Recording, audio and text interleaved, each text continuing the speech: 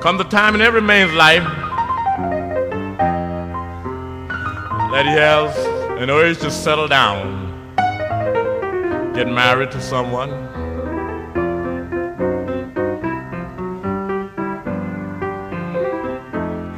Be sorry later. Good evening, YouTubers. I left my employment with the best wishes of everybody. I'd found some premises, not very salubrious, but satisfactory for my needs, and what's more important, quite cheap, and started business on my own. I think I could only have survived, again, with the help of my friends, motorcycle dealers in the town, who of course I naturally knew very well, sent me work. Sometimes either the work they didn't find profitable, or the customers who had caused them grief, or whatever. Sometimes they sent the work and I did it and I invoiced them for it, and sometimes they sent me the customers. But the business grew, and of course, as you can imagine, I was very, very happy. It's proud to be earning my own money with my own efforts and initiative, and so we could think then of making plans to get married. And of course we did. At that time, my wife, who I told you has done her art and design degree in Leicester, had moved down to London, and she was employed in one of the fashion houses in London, and we made plans. With some of her own savings and a loan from my mother, we bought a house, and we married, I think probably about 6 months or so after I'd started in business. Once I had made sure that I was capable of earning a living to support us, we married. We were very blessed that our first child, a daughter, was born about a year later, and doubly blessed that our son was born 1.5 years later. So they grew up very close together, which I think is very nice in a family. And my wife blossomed as a mother. It was her whole life. Her children were her whole life, and she had fulfilled one of her dreams. And business is business. It was hard work, long hours, a lot of stress, but it went quite well until, and one day an accountant told me that one of his business friends in Leicester wanted to retire and sell a motorcycle accessories business, and was I interested? Well, it was a hell of a gamble, but having seen the turnover figures and the profit margins, it was something that couldn't be refused. So I bought it, and I now had 2 businesses, double the work, double the worry, but more income. And as a result, we were able to move from our semi-detached house that we'd bought, which my wife really never liked, although she never complained, and we found a property in the country, which had a village school. It was near to a town that had a comprehensive school with a good reputation, and we thought our children could grow up there happily.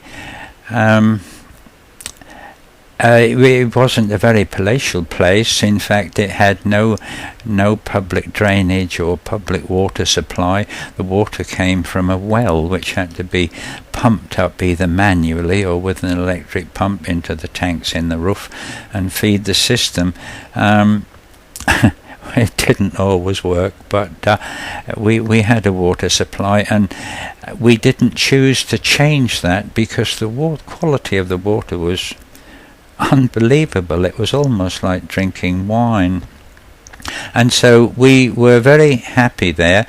But in order to complete the story about family,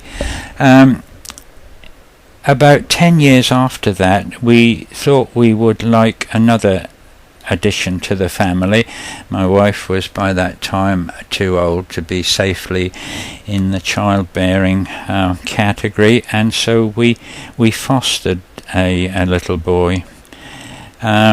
He was 4 years old, living in an institution, and we felt that he could develop better in a family. There was a need, and so we did it.